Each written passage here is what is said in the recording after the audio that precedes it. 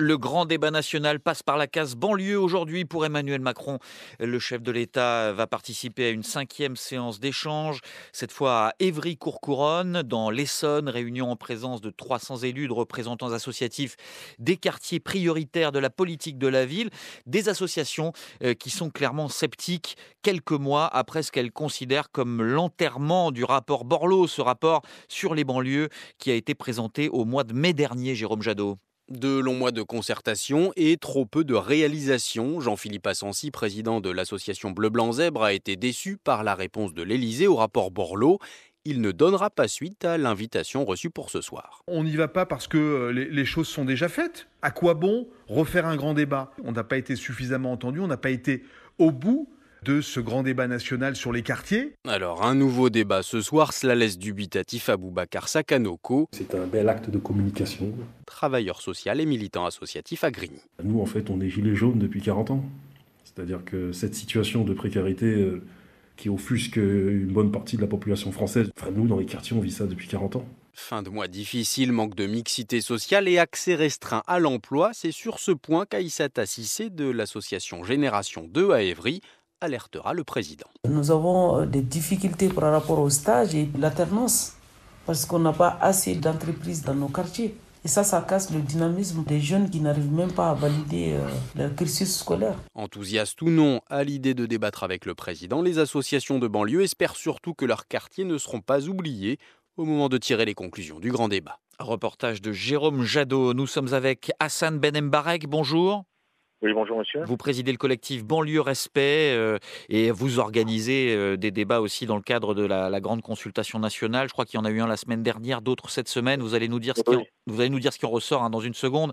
Le temps de saluer David Prost. Bonjour à vous. Oui, bonjour. Vous êtes co-administrateur de la plateforme Le Vrai Débat, qui est la réponse des Gilets jaunes au débat national organisé par le gouvernement. Et Marc Vuillemot est également avec nous. Bonjour. Bonjour. Vous êtes le maire de la Seyne-sur-Mer et vous présidez l'association Ville et Banlieue.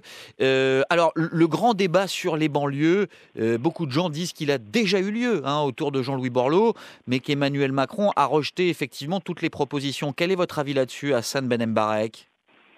Écoutez, je ne sais pas si vraiment le grand débat a eu lieu, mais excusez-moi, est-ce que vous pourriez répéter la question? Parce que j'étais en train de remettre la radio et, non, ce que je et disais, donc je me disais... Ouais. dans ce que je disais, c'est que beaucoup de gens pensent dans les quartiers, on l'a entendu tout à l'heure dans le reportage de Jérôme Jadot, que le débat sur les banlieues a déjà eu lieu autour de Jean-Louis Borloo il y a plusieurs mois et que le gouvernement n'en a pas tenu compte.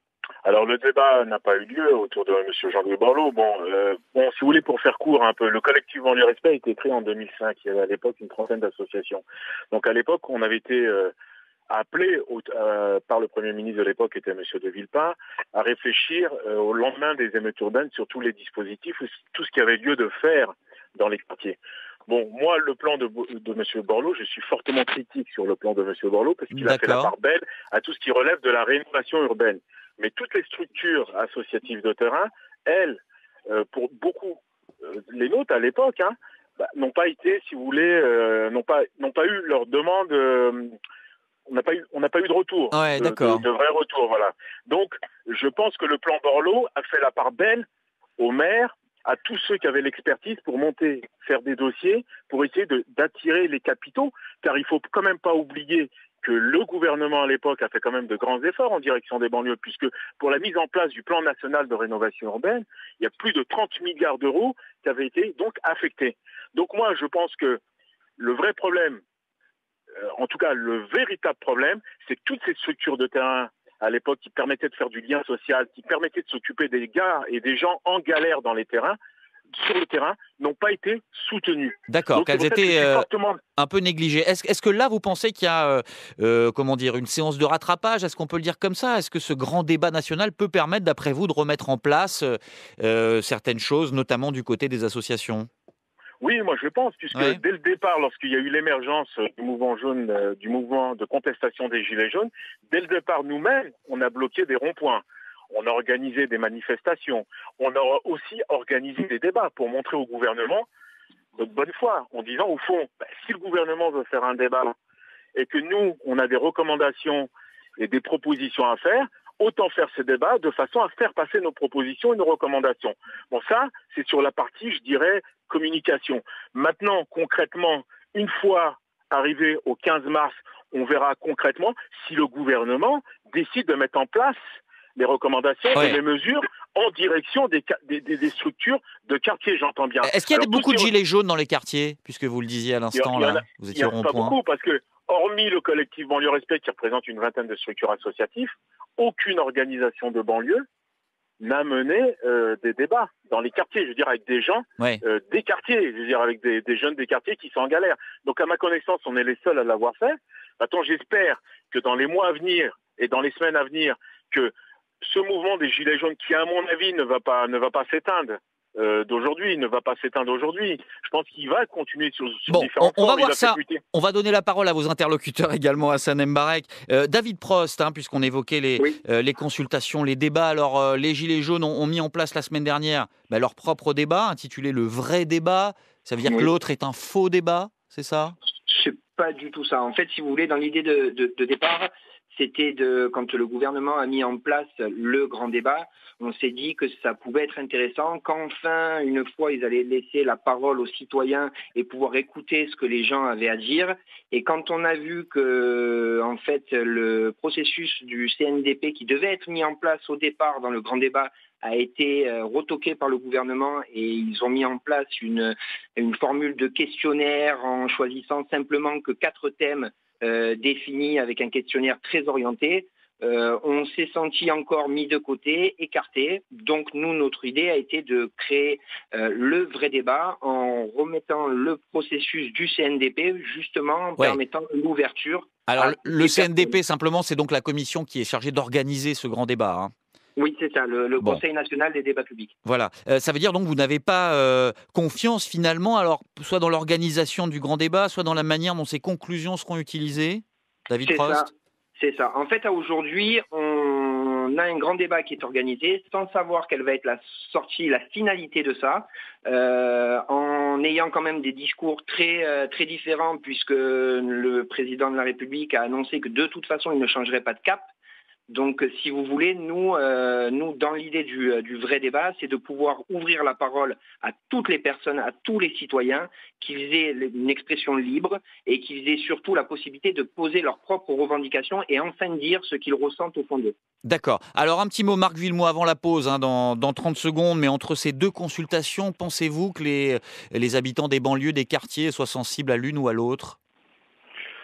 Oui, je pense que probablement les gens doivent l'être. Le problème majeur est que depuis des années et des décennies aujourd'hui, les gens pensent que ça ne sert plus à grand-chose dans ce qui relève de leurs besoins. Leur besoin, c'est simplement que nous créions d'une façon ou d'une autre, en tentant tout ce qui est possible, les moyens de l'accès à l'emploi, les moyens de l'accès à l'éducation, de l'accès à la santé, de l'accès au logement. Ce qui est le minimum vital. Vous allez compléter tout cela juste après l'info qui arrive avec Pierrick Bonneau. D'abord, cette information qui nous vient de Londres. Les enquêteurs chargés des recherches après la disparition de l'avion du footballeur Emiliano Sala affirment avoir découvert un corps dans l'épave de l'appareil. Le corps d'un occupant repéré par des images vidéo. On n'en sait pas plus. Près de 2 semaines après la disparition, l'avion a été retrouvé au fond de la Manche hier matin. Notre devoir, c'est de faire passer des messages au président. Stéphane Baudet, le maire d'Évry-Courcouronnes, dans l'Essonne, était l'invité de France Info ce matin à quelques heures de l'organisation d'un nouveau débat dans sa ville. Emmanuel Macron doit s'y rendre pour dialoguer avec des élus et des membres du monde associatif ce soir.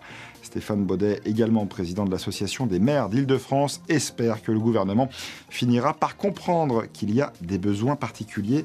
Ce sont ses mots. L'enquête pour fraude fiscale visant le député LREM Thierry Solère confiée à un juge d'instruction. Les chefs d'accusation ont été élargis. Thierry Solère ainsi que 6 autres personnes et 6 autres personnes morales sont soupçonnées de fraude fiscale, détournement de fonds publics, trafic d'influence, abus de biens sociaux et financement illicite de dépenses électorales. Madrid, Londres, Berlin ou encore Paris, la plupart des capitales européennes reconnaissent ce midi l'opposant Juan Guaidó comme le président légitime du Venezuela après l'expiration d'un ultimatum lancé à Nicolás Maduro. qui a refusé de convoquer une nouvelle élection présidentielle. Sur Twitter ce matin, Emmanuel Macron appelle Juan Guaidó, qu'il qualifie de président en charge, à mettre en œuvre un processus électoral. France Info. Le grand débat national passe par les banlieues. Aujourd'hui, Emmanuel Macron à Évry-Courcouronnes en Essonne pour participer à une 5e séance d'échange avec des citoyens. Nous sommes avec Hassan Ben Mbarek qui préside le collectif Banlieue Respect, David Prost, co-administrateur de la plateforme Le Vrai Débat. Alors ça, c'est la plateforme qui a été mise en place par les Gilets jaunes en réponse au grand débat national. Et puis Marc Villemot, maire de la Seine-sur-Mer et président de l'association Ville et Banlieue. Marc Villemot, vous nous expliquez à l'instant que les habitants des quartiers avaient, si je puis dire, tellement l'habitude de ne pas être entendus ni écoutés que c'était déjà compliqué de les amener à participer, c'est ça, à un tel débat ? Oui, c'est une réalité. Il y a deux choses que je voudrais dire. Le problème est que lorsqu'on vise à créer les conditions de la non-ségrégation de certains territoires, on n'organise pas a priori des débats spécifiques pour les habitants des banlieues, comme on organise en parallèle des débats spécifiques pour les habitants du monde des campagnes. On est en train de créer les conditions de la fracturation de la cohésion territoriale de la nation par ce dispositif, mais peu importe.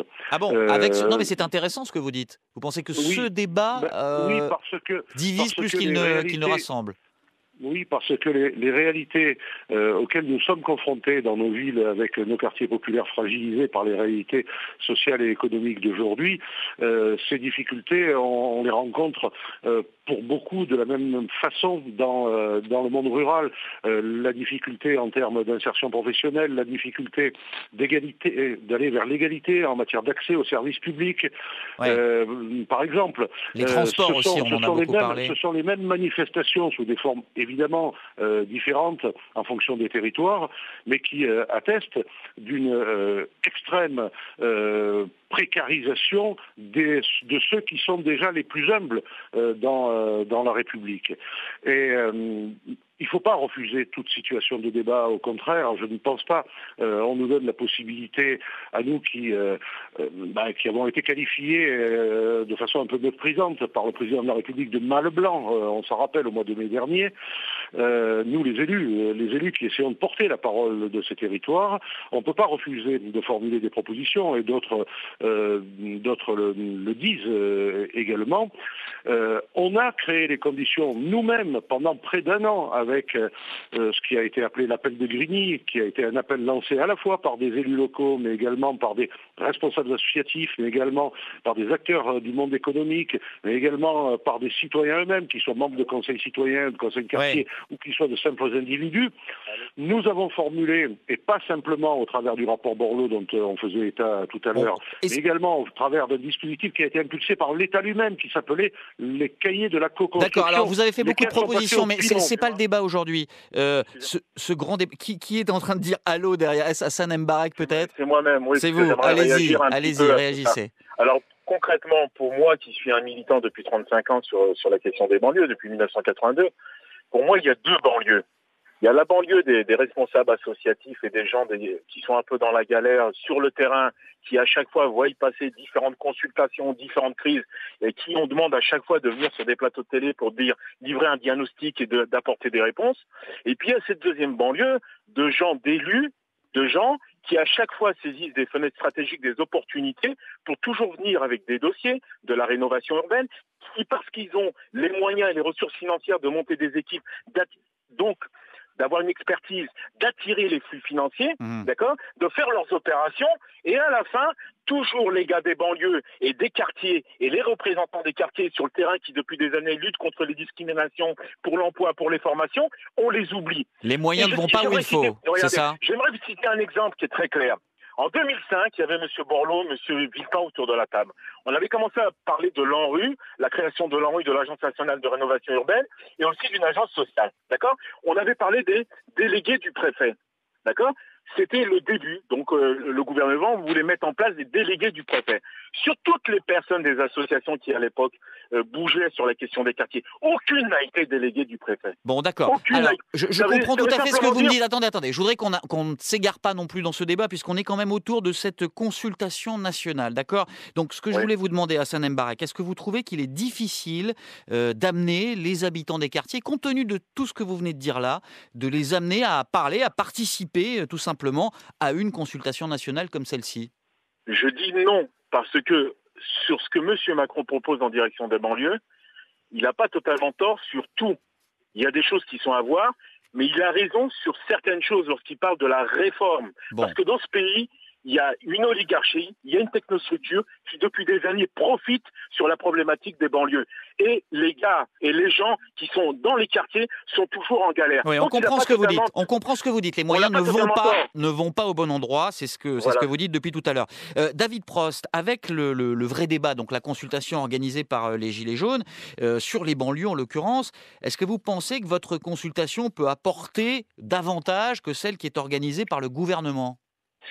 Aujourd'hui, nous pensons qu'elle peut apporter davantage à tous les citoyens, qu'ils soient de la banlieue ou d'ailleurs. C'est qu'en fait, les gens vont avoir enfin un outil d'expression libre où ils vont pouvoir parler de ce qui les touche personnellement et qui vont nous permettre après de pouvoir travailler sur une vraie synthèse de revendications et en déroulant après, j'invite les gens à aller voir sur la plateforme le processus pour après pouvoir co-construire ces revendications entre les citoyens. Parce que ce que vous dites, c'est que votre plateforme, votre consultation est totalement ouverte, contrairement à celle du grand débat national.